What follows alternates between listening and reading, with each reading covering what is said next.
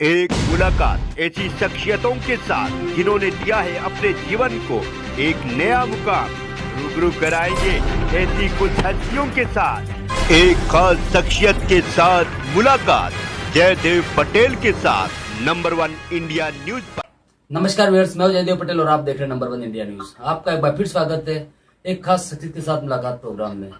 आज हम बात करेंगे महाराष्ट्र के एक ऐसे मंत्री जिन्होंने अपनी निजी जमीन में से 250 एकड़ जमीन दान की है सरकार को प्रोजेक्ट वहां पर लाने के लिए। आखिर इसके पीछे क्या कुछ मायने हैं और इसके पीछे क्या कुछ संदेश देने की भी कोशिश की गई है, इन तमाम मुद्दों बात करने के लिए हमारे साथ खास मेहमान है महाराष्ट्र के food minister Dharmarao Baba आत्रम। Sir, आपका बहुत बहुत स्वागत आज हमारे प्रोग्राम में। धन्यवाद जी सर, आपसे मेरा पहला सवाल है कि आपने 250 एकड़ जो जमीन अपनी निजी जो सरकार को दान की है प्रोजेक्ट के लिए, इसके पीछे क्या कुछ मायने हैं और इसका विचार आपके मन में कैसे आया? ये जो है मेरे मन में इसलिए आया क्योंकि यहाँ पर जो लोगों को कोई काम नहीं था इस जिले के अंदर, नो इंडस्ट्री डिस्ट्रिक्ट है ये, जहाँ की कोई इंडस्ट्री यहाँ पर अभी तक के आया नहीं। कुछ इंडस्ट्री आया और बंद हो गए, तो इस दृष्टिकोण से हमने एक सोचा कि हमारे पास जो जमीन यहाँ पे पड़ा है उस जमीन का कुछ उपयोग होना चाहिए मेरे लोगों को, मेरे इस क्षेत्र के गरीब लोग हैं, आदिवासी लोग हैं, गैर आदिवासी लोग हैं, इनके कुछ काम आना चाहिए। इस दृष्टिकोण से जो इंडस्ट्री सूरजागढ़ इस्पात कंपनी के कुछ लोग मेरे साथ बातचीत हुई उनका, तो उन्होंने कहा कि आपके पास जमीन है तो आप जमीन हमारे को दीजिए ताकि हम यहाँ पर रोजगार निर्माण कर सके। करीब करीब 10,000 करोड़ का यहाँ पर इन्वेस्टमेंट वे कर रहे हैं सूरजागढ़ इस्पात, और इसके माध्यम से करीब करीब 10,000 लोगों को 8 से 10,000 लोगों को काम मिलने वाला है।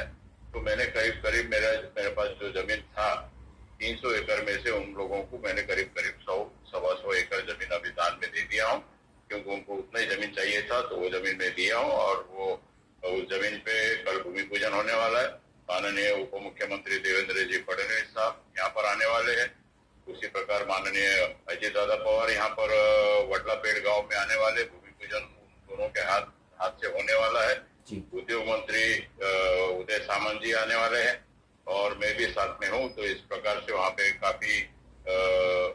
नक्सलग्रस्त एरिया, आदिवासी एरिया, जंगल से व्याप्त एरिया, इस एक प्रकार का कंपनी ने एक चैलेंज स्वीकारते हुए यहाँ पर वो काम फैक्ट्री डाल रहे हैं और सभी विपरीत परिस्थिति में यहाँ पर लोगों को रोजगार निर्मित यहाँ पर करना है। जी सर, अगर हम बात करते हैं तो कहीं कि गढ़चिरौली जो एरिया है वो नक्सलवाद से प्रभावित भी है। ऐसे में इस तरीके का जो प्रोजेक्ट जो आ रहा है इसका कब तक से एस्टेब्लिश हो जाएगा और कब तक लोगों को एक आस नजर आएगी, उम्मीद की? यहाँ पर ये कंपनी जो काम शुरू करने वाली है कल भूमि पूजन होने के बाद काम वहाँ पे शुरू हो जाएगा और पहला टप्पे का 2,500 करोड़ का इन्वेस्टमेंट करके वो एक पहला टप्पे का काम शुरू हो जाएगा और ऐसे 4 टप्पे में 10,000 करोड़ का इन्वेस्टमेंट होने वाला है और लोगों को रोजगार बड़े पैमाने में चौथे टप्पा हुए तक के 10,000 लोगों को वहाँ पे नौकरी का शाश्वत दे सकते हैं। इस प्रकार का काम यहाँ पर सिर्फ मैंने दान में दिया है इस वजह से कि मेरे इस क्षेत्र के लोगों को काम मिलना चाहिए। ये हमारा उद्देश्य था और कोई दूसरा उद्देश्य नहीं है। जी सर, अगर मैं आपके मंत्रालय की बात करूं तो जो डेयरी के जो प्रोजेक्ट होते हैं उसमें जो मिलावटखोरी के जो मामले लगातार सामने आ रहे हैं उस पर कैसे अंकुश लगा रहा है आपका मंत्रालय? हमारे मंत्रालय के यहाँ फूड एंड ड्रग जो डिपार्टमेंट है, इस डिपार्टमेंट के माध्यम से हर महीने में हमने टारगेट, हमारे जो इंस्पेक्टर्स है हर जिले के अंदर, उन लोगों को हमने टारगेट दिया है कि हर महीने में 10 जगह पर उन्होंने सरप्राइजली उन्होंने जाके इंस्पेक्शन करना चाहिए और जहाँ जहाँ फूड के होंगे या फिर ड्रग के होंगे तो वहाँ जाकर उन्होंने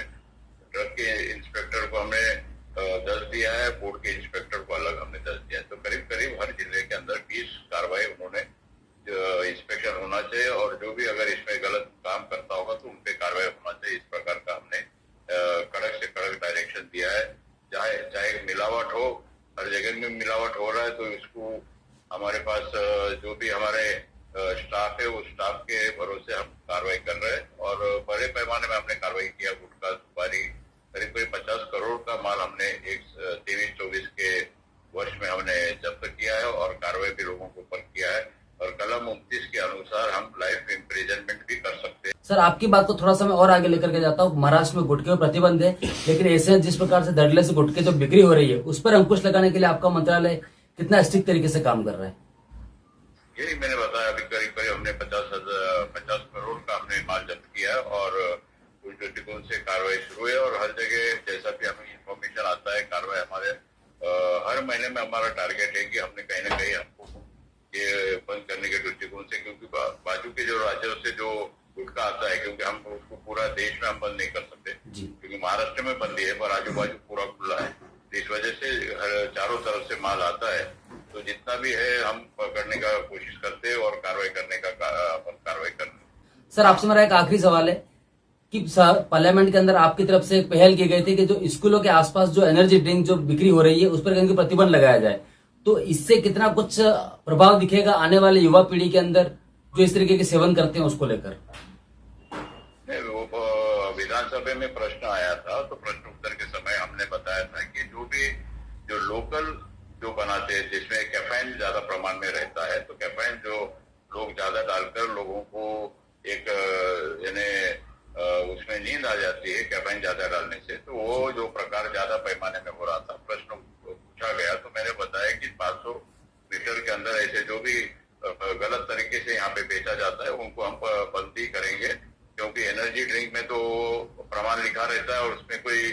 मिलावट नहीं है, परंतु जो मिलावट होता है बाहर में जो छोटे छोटे दुकानदार जो बनाते हैं बर्फ वगैरह से जो कैफीन डाल के बनाते हैं अपने